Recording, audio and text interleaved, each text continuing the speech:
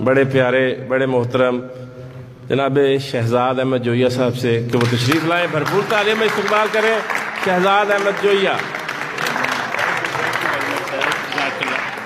जज़ाकल्लाह सर, जज़ाकल्लाह।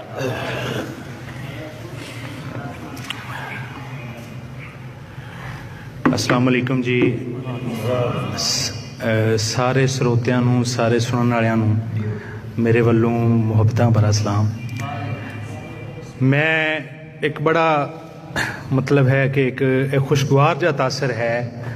हवेली लखा दा नाम जदों भी सुनते सी, ज़ेब भाई, मारूफ भाई दा नाम ज़हन में आंदा सी, इरफान भाई दा नाम ज़हन में आंदा सी।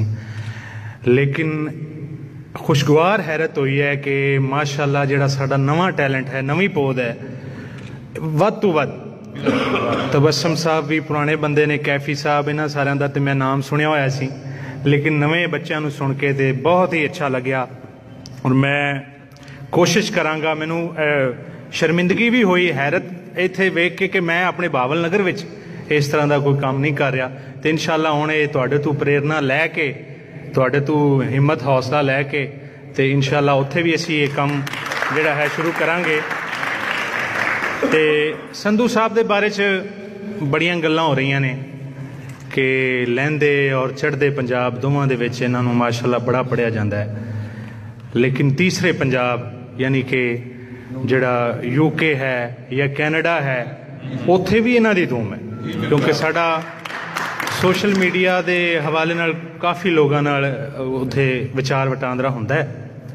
तो वो लोग पुछते हैं, पहली गल यही करते हैं कि तुसीं इरशाद संधू साहब नूं पढ़िया? जी मैं क्या पढ़िया जनाब, साडे बेली ने, संगी ने, साडे वास्ते एजाज़ की गल है। तो एक बोली तू जी शुरू करना। हाँ कि लोकी आखदे चेतियां वाली,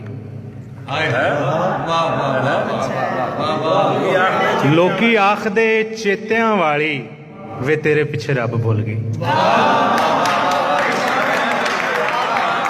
लोकी आखदे चेतियां वाली वे तेरे पिछे रब भुल गई। ते एक बोली होर, भुएं वंड लई मेरियां बरावां, भुएं वंड लई मेरियां बरावां ते मेरे हिस्से आई नथली। भुएं वंड लई मेरियां बरावां ते मेरे हिस्से आई नथली। ते गजल है जी, बिजली दे लश्कारे तू डर लगता है, बिजली दे लश्कारे तू डर लगता है, ओदे मस्त इशारे तू डर लगता है।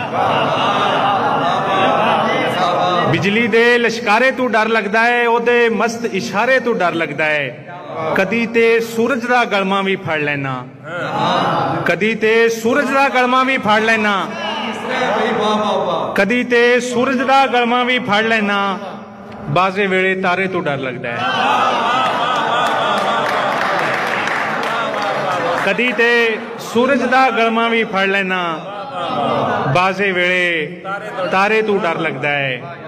ते जेड़ा इश्क चनाए च टुब्बी मार लवे, जेड़ा इश्क चनाए च टुब्बी मार लवे, ओनू फिर किनारे तो डर लगता है। जेड़ा इश्क चनाए च टुब्बी मार लवे, ओनू फिर किनारे तो डर लगता है। ते शेर है जी के जिदा चारे पासे चारा चलदा नहीं, जिदा चारे पासे चारा चलदा नहीं, मैनू उस विचारे तो डर लगता है। जिदा चारे पासे, बहुत बहुत शुक्रिया सेब भाई, जिदा चारे पासे चारा चलदा नहीं, मैनू उस विचारे तो डर लगता है। बहुत शुक्रिया जी, बहुत शुक्रिया। ते मुंदरी ते एक नां लिखवाया सी शहजाद, हाले तक सुनियारे तो डर लगता है।